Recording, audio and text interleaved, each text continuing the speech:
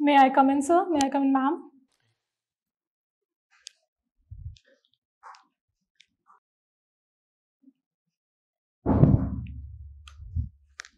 Thank you. तो स्वाति, जी sir. अपने बारे में बताइए। सर, मेरा नाम स्वाति सोनी है। मैंने अपनी ग्रेजुएशन बनस्थल यूनिवर्सिटी राजस्थान से की है 2019 में। उसके बाद मैंने एक साल अपनी जुडिशरी की प्रिपरेशन के लिए दिया और फिर 2020 में मैंने LLM के लिए जागरण लेक सिटी यूनिवर्सिटी में इनरोल किया और मेरी डिग्री 2021 में कंप्लीट हो गई थी। उसके बाद सर मैं जुडिशरी के लिए प्रिपेयर कर रही हूँ और मैं अपनी फैमिली के फर्स्ट लॉयर हूँ। आपने बार काउंसिल ऑफ इंडिया में एनरोल किया हुआ है, क्यों? मतलब अगर आपको जुडिशरी करना था तो एनरोलमेंट का क्या औचित्य? जी सर, मैंने बी ऑप्शन के लिए हमेशा ही थोड़ा तैयार रही हूँ। अगर कभी सिचुएशन नहीं ऐसी रही कि मैं जुडिशरी निकाल पाऊँ, तो इस वजह से मैं हमेशा तैयार रहना चाहती हूँ कि मुझे कोई और जॉब मिल जाए। क्या आपको इस बार विश्वास है कि आप जुडिशरी निकाल पाएंगे? जी सर। आपने बी ऑप्शन के लिए रजिस्ट्रेशन कराया है बार में और सी ऑप्शन के लिए आपने LLM किया है? नो मैम, दोनों भी ही ऑप्शन है मेरे। एक या तो मैं अकेडमिक्स में परस्यू करूँगी और अगर मेरा नेट JRF क्लियर नहीं हुआ, क्योंकि वो ज़्यादा इम्पॉर्टेंट है अकेडमिक्स के लिए, उसके अलावा कोई कॉलेज इतनी अच्छी वैल्यू आपको नहीं करता है, तो फिर अगर होता है तो फिर मैं प्रैक्टिस भी कर सकती हूँ। ओके, सो LLM जब आपने किया तो क्या स्पेशलाइजेशन था आपका? मैम, मेरा क्रिमिनल लॉ था। Criminal law. हाँ जी। आप क्रिमिनल लॉ के क्वेश्चंस में कंफर्टेबल है? हाँ जी मैम। ठीक, तो पहले तो ये बताइए, what are your hobbies? Ma'am, I like cooking. Like cooking, किस तरह का खाना बनाते हैं? मैम, मैं इंडियन फूड प्रेफर करती हूँ, जैसा फैमिली को पसंद आता है। एक बात बताइए, जी सर। अगर कभी खाना बनाते समय नमक ज़्यादा पड़ गया तो उसको आप काउंटर बैलेंस कैसे करेंगे? सर, ऐसा कहते हैं पहले के लोग, अगर आप खाने में थोड़ा सा आटे का लोई डाल देंगे, अगर नमक ज़्यादा हो जाता है तो वो बैलेंस कर देता है टेस्ट को, या तो उसमें थोड़ा सा घी डाल देंगे तो भी हो जाता है। ठीक है। कुकिंग के अलावा और कोई हॉबीज? सर यस, मुझे ट्रैवलिंग का शौक है। आखिरी बार कहाँ गए थे आप? आखिरी बार सर मैं गई थी जहाँ विष्णु जी का टेम्पल है, सॉरी ब्रह्मा जी का टेम्पल है, पुष्कर जी। तो सोलो ट्रैवल करते हैं या फ्रेंड्स ग्रुप के साथ। फैमिली के साथ? पुष्कर में ब्रह्मा जी का टेम्पल है हाँ जी। और कहीं नहीं है, हाँ जी ऐसा क्यों?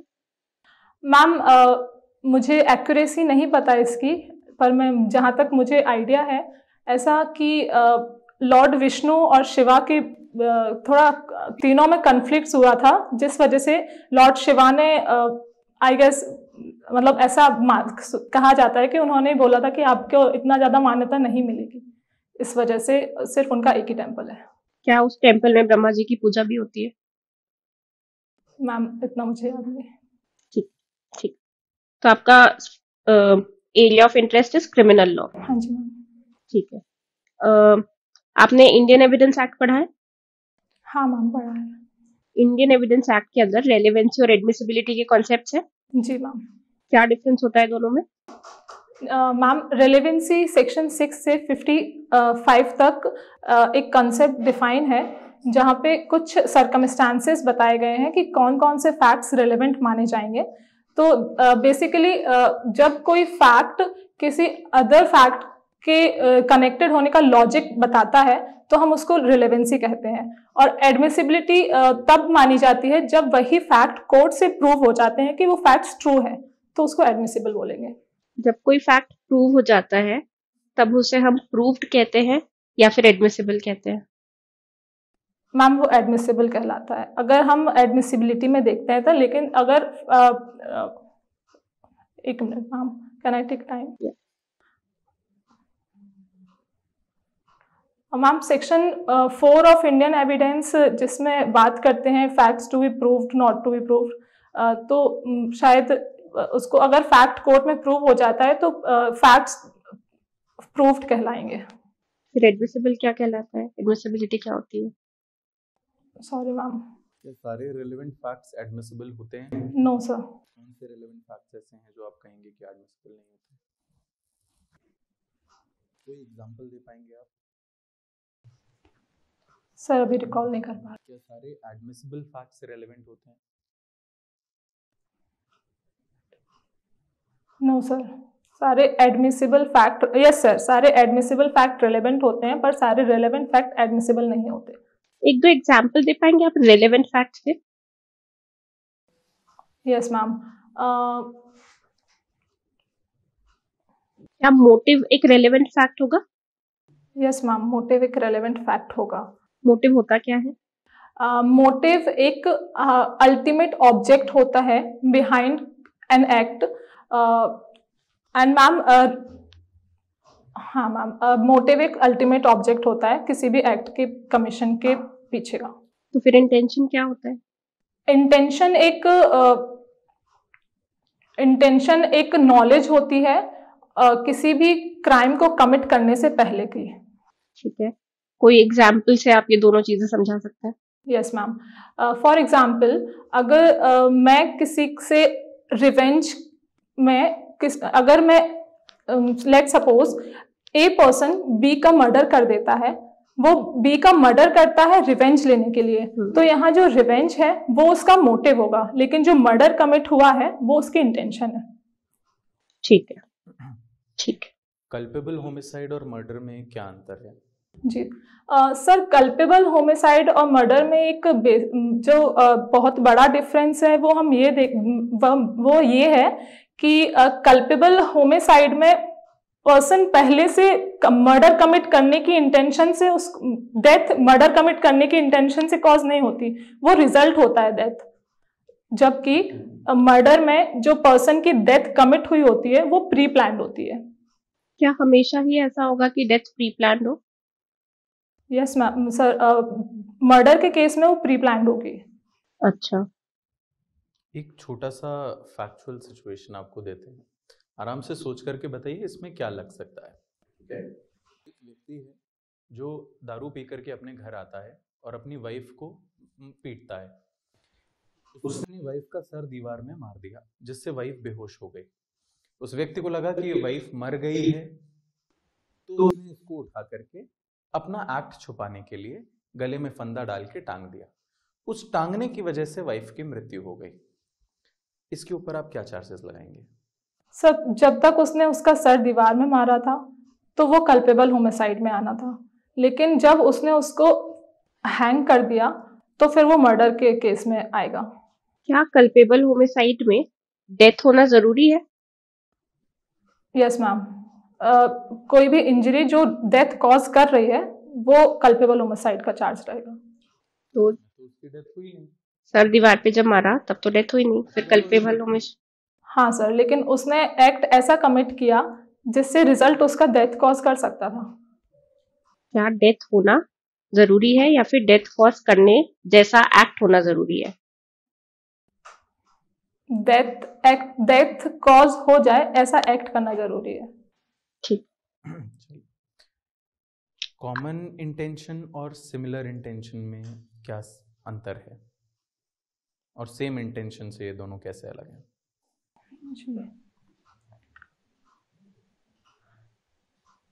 Common intention section 34 of IPC बात करता है, जिसमें अगर पर्सन एक से ज़्यादा पर्सन अगर किसी एक कॉमन एक्ट में इन्वॉल्व हैं और वो सेम एक्ट कमिट करते हैं तो वो चार्ज होते हैं कॉमन इंटेंशन के लिए।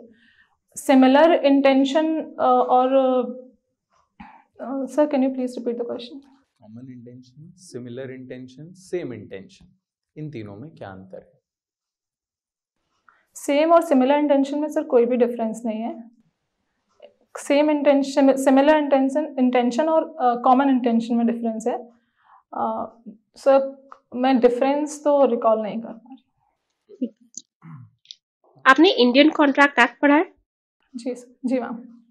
तो वॉइड अग्रीमेंट और वॉइड कॉन्ट्रैक्ट जी में क्या डिफरेंस होता है? मैम, वॉइड कॉन्ट्रैक्ट जो होते हैं वो इनिशियल स्टेज पे तो वैलिड होते हैं, लेकिन due to changes of some circumstances वो कुछ टाइम में इनवैलिड डिक्लेयर हो जाते हैं, सॉरी वॉइड डिक्लेयर हो जाते हैं। जैसे एग्जांपल हम ले सकते हैं इनफॉर्सिबिलिटी ऑफ लॉ की। अगर कोई लॉ जो कि आज वैलिड है वो आगे वाले टाइम में उस लॉ को अगर हम मान लीजिए वो लॉ वॉइड डिक्लेयर हो गया, तो जो कॉन्ट्रैक्ट उस लॉ के बेसिस पे बने हैं वो भी वॉइड डिक्लेयर हो जाएंगे। और इसी तरह वॉइड एग्रीमेंट में, वॉइड एग्रीमेंट बेसिकली वो एग्रीमेंट होते हैं जो कि वॉइड एब इनिशियो होते हैं, जो कि इनफॉर्सिबल कभी होते ही नहीं है। तो वॉइड एग्रीमेंट और वॉइड एब इनिशियो सेम चीज है? नहीं सर, वॉइड एग्रीमेंट में agreement sir sorry I can not recall it. Impossibility of contract क्या होता है Swati? Impossibility of contract denotes when a contract cannot be performed due to incapability of person or maybe it may be caused due to act of God or some other reasons. क्या इसके बारे में कोई provision Indian contract act के अंदर बताए? Ma'am section 58? No sir, I guess section 50, sorry ma'am, I cannot exactly recall. आपको sections में दिक्कत आ रही है? जी। आप ये लीजिए और इसमें से देख करके मुझे बताइए कि सेक्शन 24 और सेक्शन 57 में क्या अंतर है। क्या बेटर येट आप मुझे ये बताइए कि सेक्शन 12 और सेक्शन 16(2)(b) में क्या अंतर है।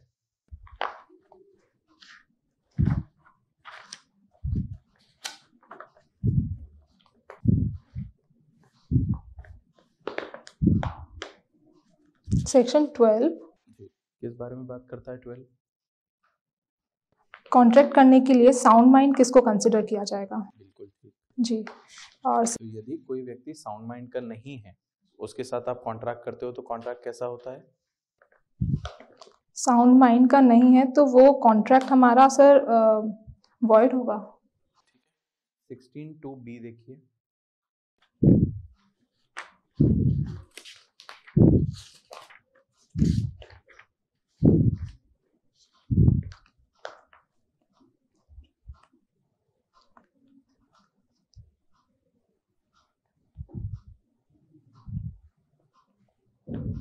जोर से बोलिए, पढ़िए, क्या लिखा है उसमें? In particular and without prejudice to the generality of foregoing principle, a person is deemed to be in a position to dominate the will of another. A. Where he holds a real or apparent authority over the other, or where he stands in a fiduciary relation to other. Or B. Where he makes a contract with a person whose mental capacity is temporarily or permanently affected by reason of age, illness or mental or bodily distress. ठीक है।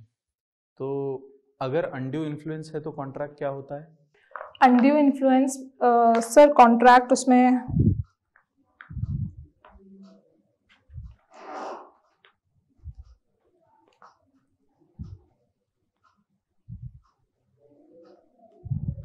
Sir void नहीं, voidable sir. Voidable जी। तो 16(2)(b) में mental capacity में हम कह रहे हैं वॉइडेबल होगा, 12 में हम कह रहे हैं कि वॉइड होगा।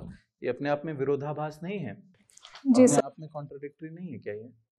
यस सर, बट यहाँ पे बात हो रही है कि अगर वो डिसीजन माइनर के बिहाफ पे किसी और ने लिया है तो 16 में वो बात कर रहा है। 16 में तो माइनर, 16(2)(b) में तो माइनर की बात ही नहीं है।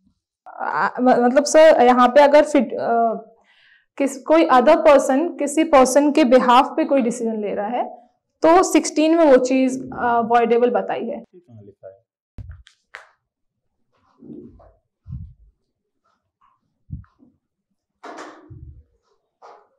चलिए कोई बात नहीं, रख दीजिए। फिड्यूशियरी रिलेशनशिप्स क्या होते हैं?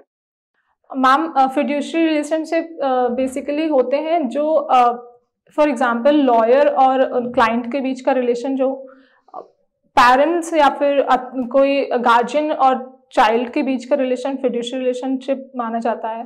डॉक्टर पेशेंट के बीच का फिड्यूशियरी रिलेशन माना जाता है। इन शॉर्ट हम जिस पे ट्रस्ट करते हैं वो। ठीक है। इसका एक मैक्सिम है इससे एसोसिएटेड, जिसको हम फिड्यूशियरी रिलेशन कहते हैं, उसके बारे में जानकारी है आपको? Sorry sir. कोई बात नहीं। एसआरए पढ़ा है आपने?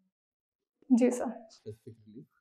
स्पेसिफिक रिलीफ एक्ट में 2018 में अमेंडमेंट आया था जी। उसकी वजह से कुछ कुछ बदलाव आए हैं। क्या बदलाव आए हैं?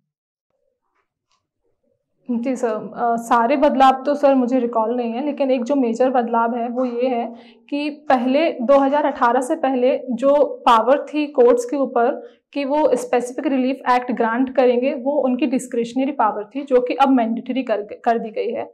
उसके अलावा सेक्शन 20 में कुछ चेंजेस इंसर्ट किए गए हैं, सेक्शन 10 में भी किए गए हैं सर, लेकिन मुझे एग्जैक्टली सेक्शंस याद नहीं है। इंफ्रास्ट्रक्चर से रिलेटेड भी कुछ चेंजेस किए गए हैं क्या? जी मैम। क्या चेंजेस है? Sorry ma'am, I can recall. Specific relief act में ही एक रिलीफ है जिसे हम कहते हैं प्रिवेंटिव रिलीफ। जी। प्रिवेंटिव रिलीफ क्या होता है? Ma'am, preventive relief in form of injunction grant किया जाता है, जो कि दो तरीके के होते हैं। एक तो टेम्परेरी इंजंक्शन होता है, एक परपेचुअल इंजंक्शन होता है। टेम्परेरी इंजंक्शन में होता है कि आप कोर्ट के पास पावर होता है कि वो सूट फाइल होने के बाद से लेके केस डिसाइड होने के बीच में टेम्परेरी इंजंक्शन ग्रांट कर सकता है उन केसेस में जहां फॉर एग्जांपल अगर किसी पार्टी ने कोई लैंड परचेज की है और इस पर कोई थर्ड पर्सन कोई कंस्ट्रक्शन कराने को बोल रहा है, तो कोर्ट उस केस में टेम्परेरी इंजंक्शन ग्रांट कर सकता है, थर्ड पार्टी को रोक सकता है कि आप वहाँ पे कंस्ट्रक्शन नहीं कर सकते जो कि किसी और की प्रॉपर्टी है। जी। वैसे ही परपेचुअल इंजंक्शन में जो डिक्री पास होती है तब कोर्ट वहाँ पे परपेचुअल इंजंक्शन ग्रांट करता है, जो कि फाइनल भी माना जाता है कि वो फाइनल डिसीजन माना जाता है कि अगर कोई थर्ड पार्टी इंटरफेयर कर रही है तो वो उसको रोक देते हैं। किसी एक पर्सन की प्रॉपर्टी है जी। मान लीजिए आपकी प्रॉपर्टी है, इस प्रॉपर्टी पे मैं बिल्डिंग कंस्ट्रक्ट करना चाहती हूँ, कोर्ट इसके लिए टेम्परेरी इंजंक्शन देगा या परपेचुअल इंजंक्शन? सर मैम, इसमें परपेचुअल इंजंक्शन आएगा। आपने तो अभी जो एग्जांपल दिया उसमें आपने टेम्परेरी इंजंक्शन बताया। मैम, एग्जांपल मैं इसलिए लेना चाहती थी कि वो इंजंक्शन हम किसी भी सूट के किसी भी पीरियड ऑफ टाइम में दे सकते हैं। टेम्परेरी इंजंक्शन, वो एग्जांपल थोड़ा गलत हो गया। ठीक है। टेम्परेरी इंजंक्शन के बारे में प्रोविजंस कहाँ दिए हुए हैं? No ma'am, I can't. ठीक है। एक सवाल ये कि आप जैसे अब जज बनने के लिए इंटरव्यू दे रही हैं, जज बनने के बाद आपका पहला काम क्या होगा? What would you do as a judge? What would be the first thing you will do as a judge?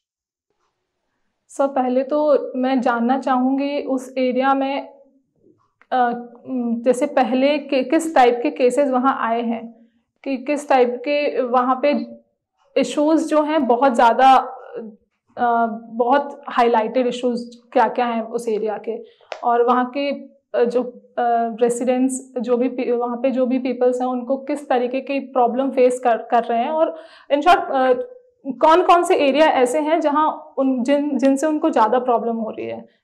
उससे क्या होगा?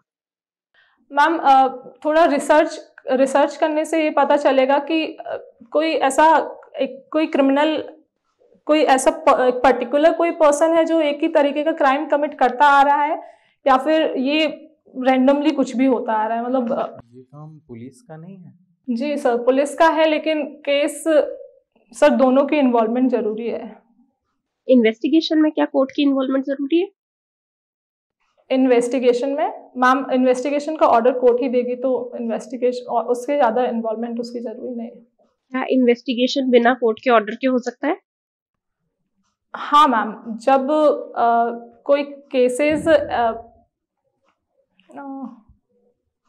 नॉन कंपाउंडेबल ऑफेंसेस में, सॉरी कंपाउंडेबल ऑफेंसेस में। कंपाउंडेबल और नॉन कंपाउंडेबल ऑफेंसेस क्या होते हैं? मैम वो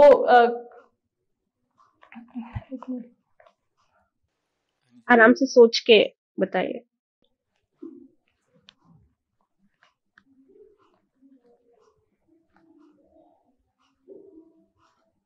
स्वाति ये बताइए कि आपको जज क्यों बनना है? मैम क्योंकि जज का रुतबा अच्छा होता है, पोजीशन अच्छी होती है, पावर अच्छा होता है। क्या पावर होंगी आपकी एज अ जज? पावर मैम, वैसे पावर, रुतबा, ये सारी चीजें तो आपको सिविल सर्विसेज में भी मिल सकती हैं। कलेक्टर के जुडिश पास तो ज्यादा डिपार्टमेंट्स होते हैं, बंगला भी बड़ा मिलता है। जी sir, Why not that? Sir मैंने उस बारे में सोचा नहीं। ठीक, alright, thank you. Thank you so much. Thank you ma'am, thank you sir.